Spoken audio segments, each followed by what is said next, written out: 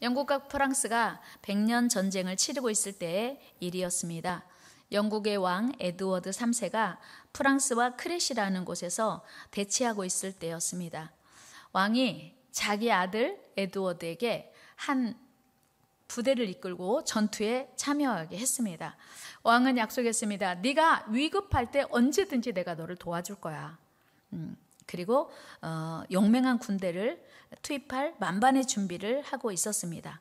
전투가 시작되자 왕자는 자기가 위험한 상황에 빠져 있다고 생각한 나머지 부왕에게 지원군을 요청했습니다. 그러나 부왕은 오지 않았습니다. 젊은 왕자는 마음이 너무 다급해진 나머지 다시 전령을 보내 즉각적인 도움을 요청했습니다. 그러자 부왕은 전령에게 이렇게 말했습니다. 자네는 가서 내 아들에게 전하게. 나는 도움이 언제 필요한지 판단할 줄 모르는 경험 없는 사령관이 아니라고. 또한 도움이 필요한 순간에도 지원군을 보내지 않는 어리석은 아버지도 아니라고. 그렇습니다, 여러분. 그 어떤 능력 많은 아버지가 위험에 처한 아들을 모른 척하고 위기에서 구하지 않겠습니까? 만약 정말 위기에 처해 있는데도 불구하고 구해주지 않는다면 두 가지예요. 하나는 아버지가 도와줄 능력이 없든지, 둘째는 자기 아들이 아니든지. 그렇다면 여러분, 우리 하나님은 어떻겠습니까? 우리 하나님이야말로 우리에게 언제 도움이 필요한지, 어떤 도움이 필요한지 너무나 잘 아시는 하나님이십니다. 여러분, 이 사실을 믿습니까? 여러분, 지금 코로나19로 인해서 안전 안내 문자라고 하는 문자가 핸드폰으로 자주 들어와요. 예를 들면 군산에 몇 번 확진자가 어느 날 몇 시에서 몇 시까지 있었습니다. 혹시 동선이 겹치신 분은 보건소나 선별진료소에서 코로나 검사 받으시기 바랍니다. 뭐 이런 문자. 아니면 뭐 군산에 몇 번 확진자와 동선이 겹친 그 몇 명의 사람들이 코로나 검사 결과 전원 음성 받았습니다. 뭐 이런 문자 여러분 받으셨죠? 군산에 있으면 익산, 김제, 서천에 관련된 문자도 함께 오더라고요. 그런데 신기한 것은 제가 교단일로 서울보건교회를 갔어요. 그랬더니 종로구 몇 번 확진자 발생했습니다. 또는 종로구 몇 번 확진자와 동선이 겹친 사람 전원 음성 판정 받았습니다. 뭐 이런 문자가 오는 거예요. 그런데 그 순간 제가 그런 생각이 들어요. 내가 종로구 온지 어떻게 알지? 그 생각이 들어요. 근데 더 신기한 건요. 제가 이제 어쩔 때 외국에 가잖아요. 그러면 이제 비행기 안에서 핸드폰을 꺼놓고 있거나 비행기 모드로 놨다가 핸드폰을 이제 다시 전원을 켜요. 그러면 문자가 막 들어와요. 그러면 누가 나한테 여기에서 문자를 보냈지? 그러고 보면요. 이런 문자예요. 말라리아 모기 조심하세요. 그리고 위기에 처했을 때 어디로 도움을 요청하세요. 이런 문자들이 계속 들어오는 거예요. 그때마다 야 신기하다. 금방 비행기 도착했는데 어떻게 알고 이렇게 문자를 보내는 걸까? 그런 생각을 해요. 이 모든 것이 가능한 거 여러분들 아시죠? 뭐 때문이에요? GPS 때문에 가능해요. 글로벌 포지셔닝 시스템, 즉 위성 항법 장치라고 하죠. GPS는 내가 어디에 있든 위치 추적이 가능하고 알람 서비스가 가능해요. 이 말은 우리가 문명화된 세상에 살고 있다는 증거입니다. 그렇다면 사람이 개발한 기술 또는 사람이 개발한 기계가 이 정도라면 하나님은 어떨까요? 여러분, 하나님이 더 강력하다, 기계가 더 강력하다. 1번은 하나님이 강력하다, 2번은 기계가 더 강력하다. 1번, 2번. 당연히 1번이죠. 비교할 수 없죠. 그렇다면 온 세상을 지으신 하나님, 우리 생명의 주인이신 하나님은 당연히 우리 마음과 생각, 우리의 앉고 일어섬을 또 우리 형편사정을 다 알고 계시지 않을까요? 여러분 알고 계시다고 동의하시나요? 시편 기자도 이렇게 고백했어요. 우리 시편 139편 2절 같이 가봅니다. 시작. 주께서 내가 앉고 일어섬을 아시고 멀리서도 나의 생각을 밝히 아시오며. 앉고 일어서는 걸 아신대요, 하나님이. 여러분이 어디 가는지 알고 계신다는 거예요. 여기서 멈추지 않고요. 시편 기자는 또 이런 고백도 했네요. 우리 8절 10절 말씀 읽어요. 시작. 내가 하늘에 올라갈지라도 거기 계시며 스올에 내 자리를 펼지라도 거기 계시니이다. 내가 새벽 날개를 치며 바다 끝에 가서 거주할지라도 하나님 거기 계신대요. 여러분, 좋아요, 무서워요? 무섭다는 사람은 맨날 가면 안 되는데 가는 분. 좋다는 분은 나 혼자인 줄 알고 외로웠는데 쓸쓸했는데 하나님이 함께 계시구나, 이런 분인 거예요. 여러분의 삶이 이제 판가름이 나는 거예요. 나 혼자 간 줄 알고 몰래 아무도 보면 안 되는 거 했는데 하나님이 다 알고 계셨네? 다 보고 계셨네? 그러면 삶이 달라지겠죠. 그렇습니다. 우리 하나님 아버지는 우리의 형편 사정을 너무나 잘 알고 계세요. 또한 우리에게 도움이 필요할 때 즉각적으로 그 크신 팔로 그 완전하신 능력으로 우리를 도우시는 사랑 많으신 아버지입니다. 그래서 우리가 어떤 전쟁을 치르고 있더라도 우리를 완전하게 도우시는 사령관이십니다. 그러므로 우리는 그 하나님을 신뢰하는 게 중요해요. 아무리 인생의 여러 가지 고난과 우리가 감당할 수 없는 전쟁을 만난다 할지라도 담대히 나가 싸워 승리할 수 있습니다. 그런데 문제는 그 하나님이 나를 사랑하시는가, 이 확신, 그리고 언제든지 나를 도우셔서 승리케 하실 것이라고 하는 확신, 이것이 있는가 없는가가 중요해요. 사랑하는 여러분, 오늘 여러분에게 있어서 하나님은 어떤 분이십니까? 여러분은 하나님과 어떤 관계이십니까? 하나님과의 관계가 우리의 신앙생활의 승리, 우리 인생의 승리에 있어서 매우 중요합니다. 우리 신앙생활, 하나님과의 관계가 우리 일상을 좌우해요. 오늘 본문에서 우리 하나님은 모세의 뒤를 이어 이스라엘 백성을 가나안으로 인도할 여호수아에게 하시는 말씀입니다.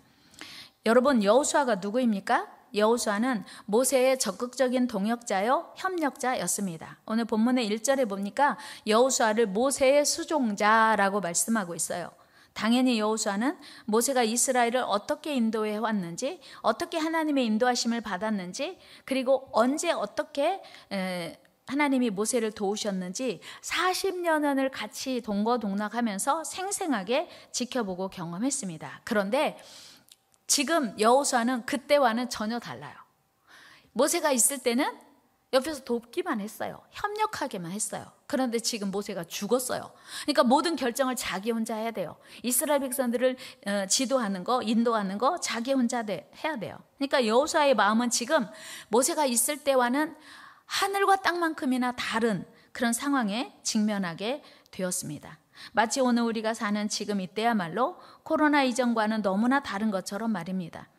여호수아는 지금 이스라엘 백성의 최고 지도자로서 막중한 책임과 사명을 받았고, 그래서 너무 두렵고 무섭고 불안했습니다. 그런데 우리 하나님은 그런 여호수아에게 지속적으로 또 반복적으로 말씀하세요. 두려워하지 말고 놀라지 말라, 강하고 담대하라. 오늘 여호수아 1장 1절 말씀 한번 볼까요? 시작. 여호와의 종 모세가 죽은 후에 여호와께서 모세의 수종자 눈의 아들 여호수아에게 말씀하여 이르시되, 그 내용이 뭐냐면 5절이에요. 같이 읽어요. 시작. 내 평생에 너를 등이 대적할 자가 없으리니 내가 모세와 함께 있었던 것 같이 너와 함께 있을 것임이니라. 내가 너를 떠나지 아니하며 버리지 아니하리니. 아멘. 두려워하지 마, 무서워하지 마. 내가 너를 떠나지 않을 거야. 너와 함께 있을 거야. 하나님의 약속이에요. 그리고 또 말씀 한번 같이 6절 7절 네, 시작. 강하고 담대하라. 너는 내가 그들의 조상에게 맹세하여 그들에게 주리라 한 땅을 이 백성에게 차지하게 하리라. 오직 강하고 극히 담대하여 나의 종 모세가 네게 명령한 그 율법을 다 지켜 행하고 우로나 좌로나 치우치지 말라. 그리하면 어디로 가든지 형통하리니. 아멘. 그러니까 하나님께서 지금 여호수아에게 걱정하지 마. 좌로나 우로나 치우치지 말고 말씀을 붙들고 순종해. 그러면 내가 너를 형통케 할 거야. 반복적으로 말씀하세요. 8절에서도 확인할 수 있습니다. 같이 읽어요. 이 율법책을 내 입에서 떠나지 말게 하며 주야로 그것을 묵상하여 그 안에 기록된 대로 다 지켜 행하라. 그리하면 내 길이 평탄하게 될 것이며 네가 형통하리라. 아멘. 사랑하는 여러분, 오늘 여호수아에게 약속하신 형통의 축복이 여러분의 일생에 함께하기를 축복합니다. 여러분들의 자녀들의 일생에 함께하기를 축복합니다. 그런데 여기서 주목해야 할 것이 있습니다. 그것은 여호수아가 만난 어려움이 아니고 고난이 아니고 그 어려움 속에서도 형통할 수 있는 조건을 하나님이 가르쳐 주셨다고 하는 거예요. 여러분, 우리가 아무리 어려워도 그 어려움을 이기고 해결할 수 있는 방법이 있다면 어려움이 더 이상 어려움이 아니에요. 그런데 하나님께서 오늘 여호수아에게 두려워하지 말고 놀라지 말라. 그리고 어떻게 하면 형통하게 되는지를 말씀해 주셨어요. 그러니까 우리가 그렇게 바라고 원하는 형통은 그 어떤 노력이나 수고로만이 아니고 하나님의 말씀을 사랑하고 그 말씀을 지킬 때 저절로 따라오는 은혜라고 하는 거예요. 형통은 우리의 노력과 수고로 이루어지는 게 아니고 하나님의 말씀을 지킬 때 따라오는 선물임을 알게 돼요. 한번 해볼까요? 형통은 우리가 노력하고 수고한다고 되는 게 아니고 하나님 말씀 순종할 때 따라오는 선물이로구나. 믿습니까? 그렇습니다. 형통은, 승리는, 인생의 승리는 우리가 노력하고 힘쓰고 애쓴다고 해서 이루어지는 게 아니고 우리가 하나님 말씀 순종할 때 저절로 따라오는 선물, 저절로 따라오는 은혜, 이것이 형통인 줄로 믿습니다. 물론 우리의 노력이, 수고가 필요하지 않다는 얘기는 아니에요. 여러분, 성경에 많은 인물들이 우리에게 이걸 말씀해 주고 있어요. 여러분, 잘 아시는 다니엘을 우리 한번 생각해 봅시다. 유대 소년 다니엘은 어린 나이인 10대에 바벨론의 포로로 끌려갔습니다. 그들은 히브리 왕궁의 자녀, 그리고 귀족 출신의 자녀였습니다. 그런데 자기 나라가 망하게 되니까 귀족 출신도 소용없고 왕족의 자녀도 소용없어요. 어쩔 도리가 없었어요. 우리 다니엘 1장 3절 4절 말씀 한번 읽어봅니다. 시작. 왕이 환관장 아스부나스에게 말하여 이스라엘 자손 중에서 왕족과 귀족 몇 사람 곧 흠이 없고 용모가 아름다우며 모든 지혜를 통찰하며 지식에 통달하며 학문에 익숙하여 왕궁에 설만한 소년을 데려오게 하였고 그들에게 갈대아 사람의 학문과 언어를 가르치게 하였고. 그러니까 지금 귀족과 왕족의 자녀들을 데려왔어요. 이유는 그들을 잘 훈련시켜서 바벨론의 지도자를 만들려고 하는 것이었어요. 여러분, 다니엘의 입장에서 보면 갑자기 부모도 없고 친척도 없고 도와줄 아무 어른이 없는 거예요. 그리고 신분이 포로인 거예요. 귀족의 자녀에서 포로, 얼마나 당황스럽고 불안했겠습니까? 그런데 어린 다니엘은 포로로 끌려온 소년답지 않게 담대하고 당당했어요. 다니엘은 자기들을 지도하던 관리에게 분명하게 자기 뜻을 밝히고 하나님의 말씀을 지키는 데만 온 힘을 기울입니다. 우리 다니엘 1장 8절 말씀 같이 읽습니다. 시작. 다니엘은 뜻을 정하여 왕의 음식과 그가 마시는 포도주로 자기를 더럽히지 아니하리라 하고 자기를 더럽히지 아니하도록 환관장에게 구하니. 아멘. 지금 다니엘의 나이가 몇 살이에요? 10대 소년이라고 했으니 10대 후반쯤 됐을 거라고 생각해요. 그리고 얘네들을 잘 훈련시켜서 이제 바벨론의 지도자로 세우려고 하니 이미 머리가 자기 사고로 고착된 사람은 이건 불가능하거든요. 그러니까 가능성 있는, 촉망 있는 어린 소년들을 데려온 거예요. 그런데 무서울 법도 하잖아요. 어려울 법도 하잖아요. 그런데 어른들의 청을 순순히 듣지 않고 하나님 말씀 지키는데 마음을 고정하는 거예요. 사랑하는 여러분, 아무리 귀족 출신이라 해도 지배국의 관리에게 왕명을 어기고 자기 뜻을 관철시키는 거 결코 쉬운 일 아니었지요. 그리고 더 나아가서 왕이 내리는 음식을 거절하는 것은 단순히 음식 문제가 아니고 왕명을 거역하는 일이요, 왕의 섬기는 신을 거역하는 엄청난 일이었어요. 그러나 어린 포로 소년 다니엘은 지배국의 왕명보다 살아계신 하나님의 명령을 더 귀히 여겼습니다. 당시 왕이 내리는 음식은 바벨론에서 가장 기름지고 맛있는 음식이었습니다. 그러나 다니엘에게는 이 음식이 맛있는 음식이 아니고 이방 우상에게 제사 드리고 난 자기 영혼을 더럽히는 부정한 음식일 뿐이었습니다.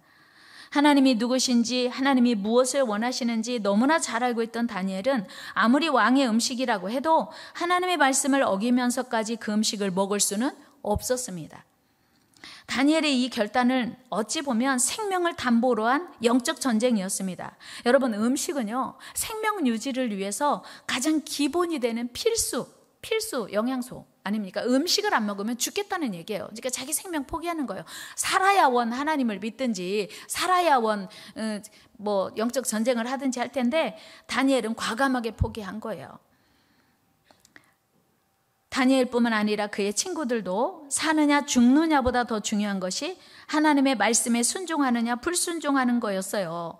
대단하지 않습니까? 10대 소년이, 어른도 아니고 10대 소년이 사느냐 죽느냐보다 더 중요한 게 하나님 말씀에 순종하느냐 불순종하느냐였다고요. 한번 해볼까요? 사느냐 죽느냐보다 더 중요한 것이 하나님 말씀 순종하는 것이었다. 아멘. 이렇게 대단한 믿음이 그들에게 있었다고요.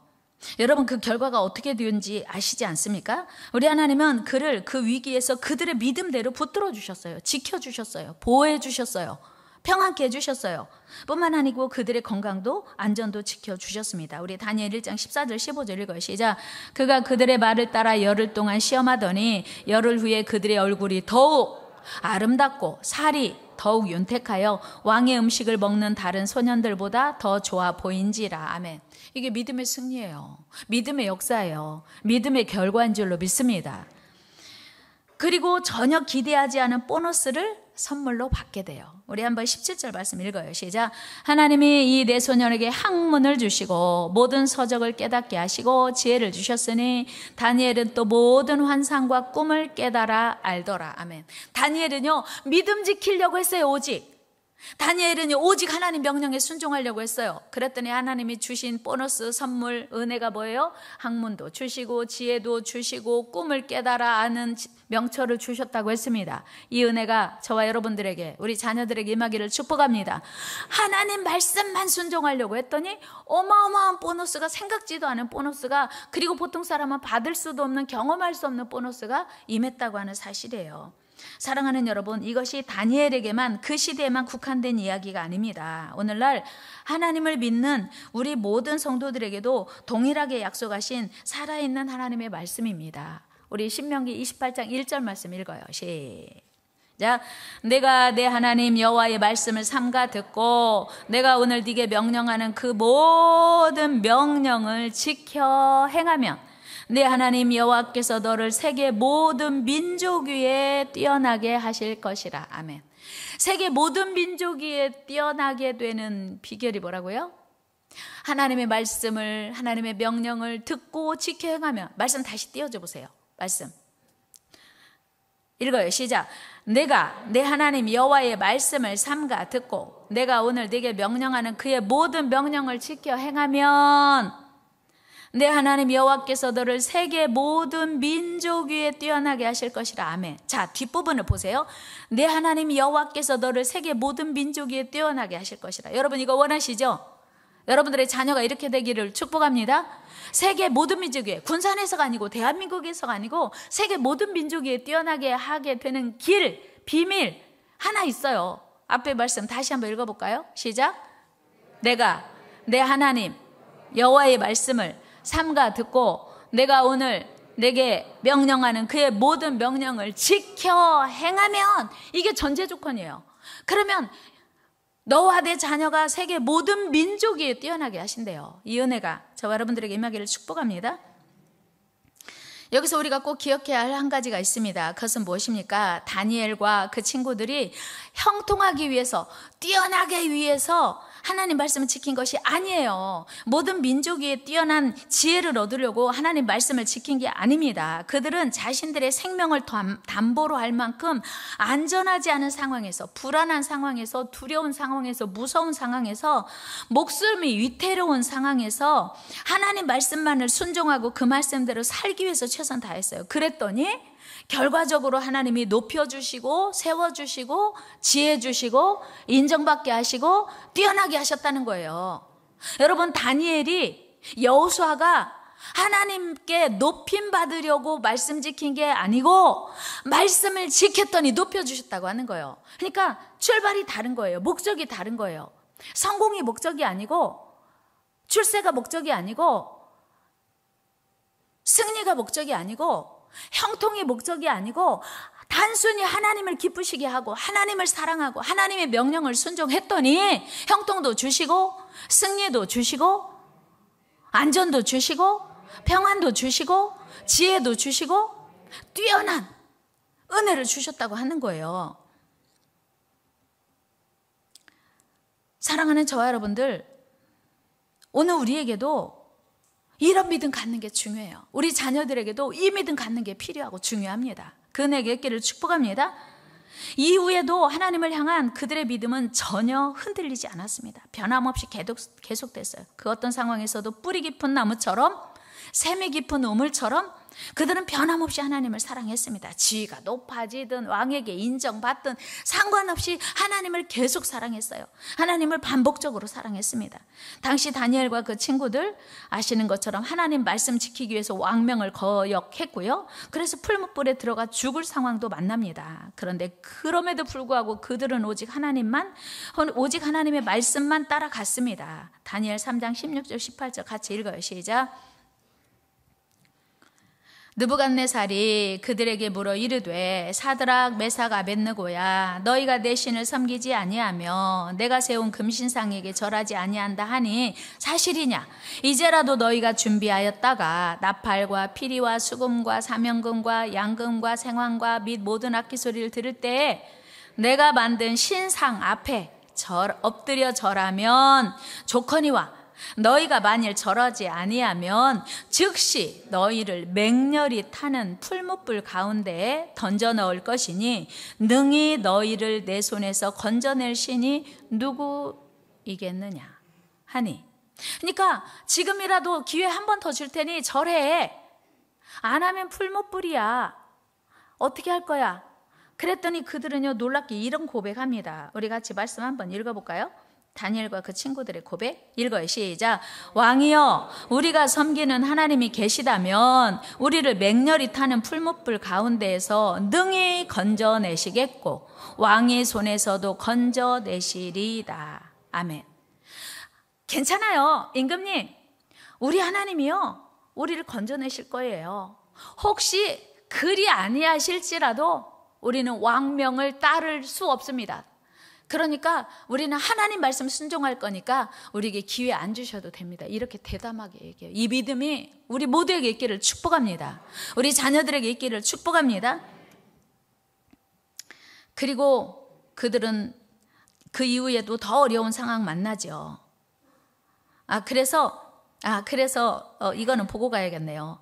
그들이 풀무불 속에 들어갔지요. 그리고 어떻게 되었어요?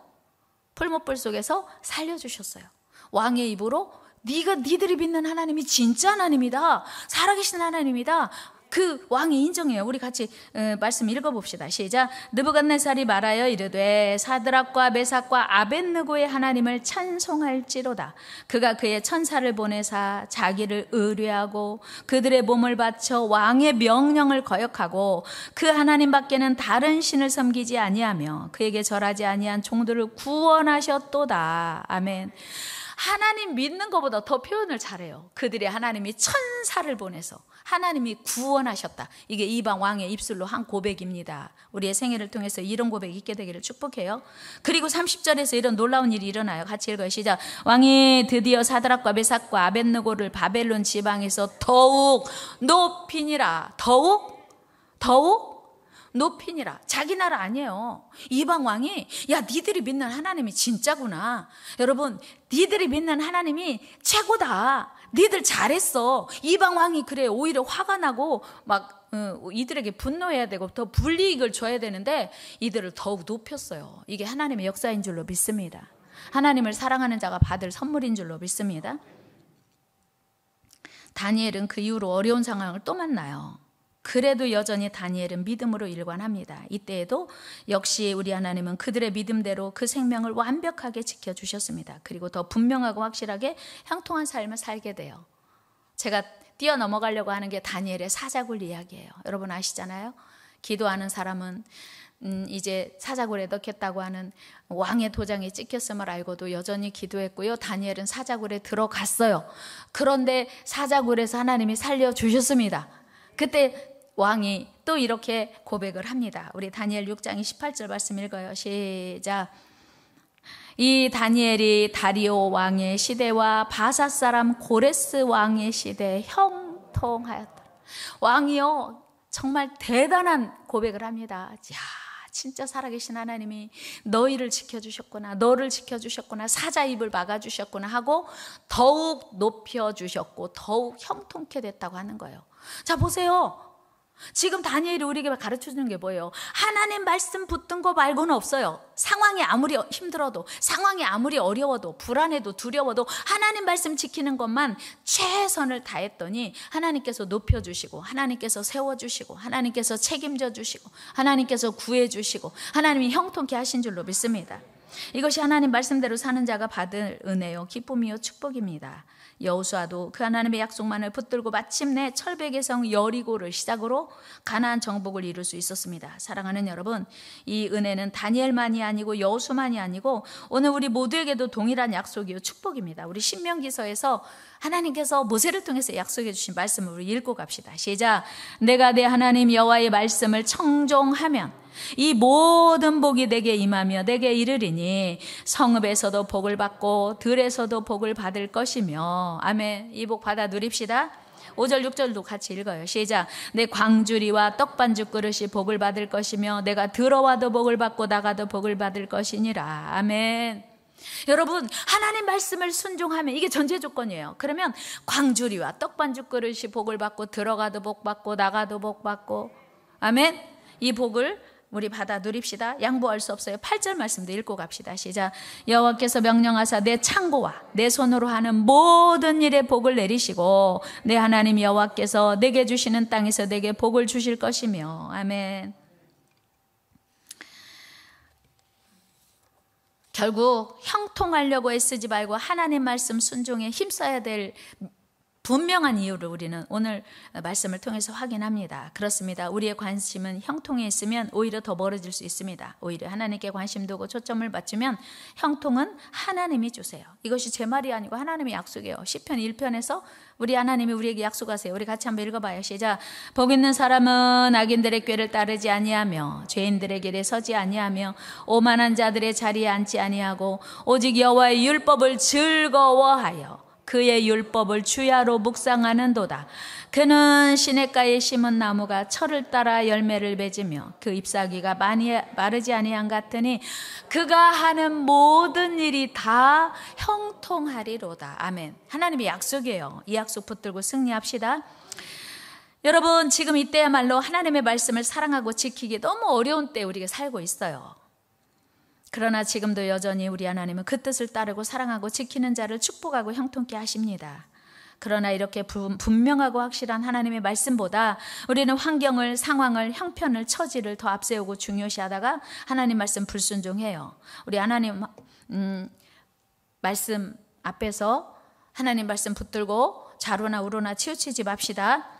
최근 지난 6월 10일부터 8월 3일까지 미국의 퓨 리서치 센터가 한국과 미국, 프랑스, 독일, 영국 등 주요 14개국을 조사를 했어요. 뭘 조사했냐면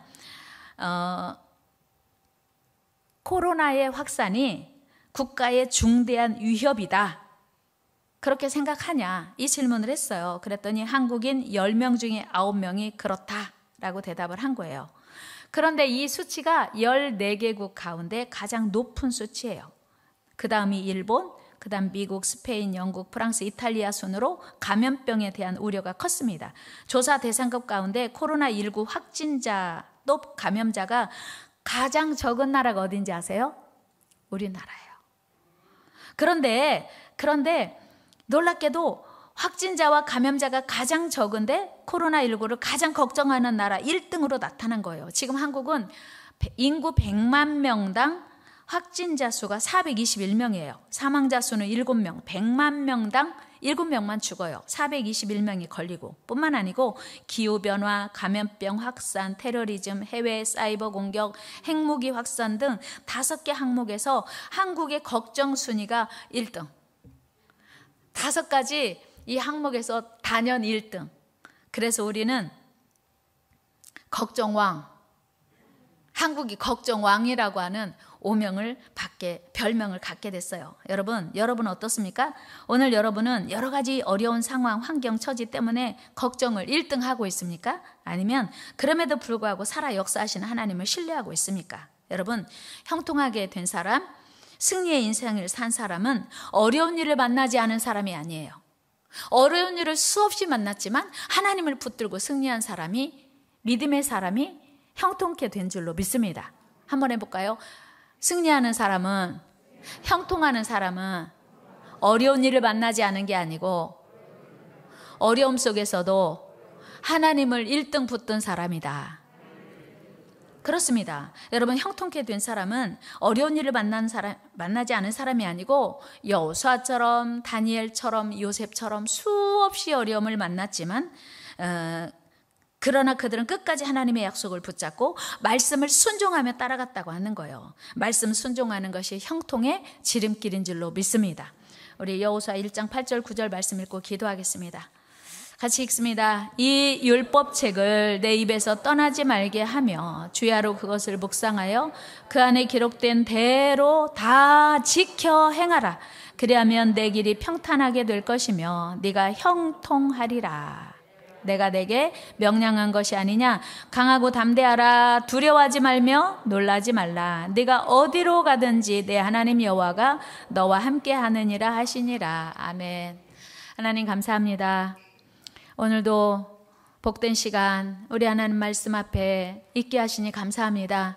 성경에 보면 수많은 승리의 인생을 산 사람, 성공의 인생을 산 사람, 형통의 인생을 산 사람의 이야기가 있습니다. 그들은 어려움을 만나지 않은 게 아닙니다. 고난의 시간을 보내지 않은 사람이 아닙니다. 그들은 우리가 생각할 수 없는 어려움과 고난과 역경을 만났지만 그 고난 속에서 믿음으로 이긴 사람, 말씀 순종한 사람, 하나님을 더 사랑한 사람, 세상의 이치보다, 환경보다, 형편보다, 처지보다 하나님 말씀 따라간 사람들이었습니다. 오늘 우리에게도 이 믿음 주시옵소서.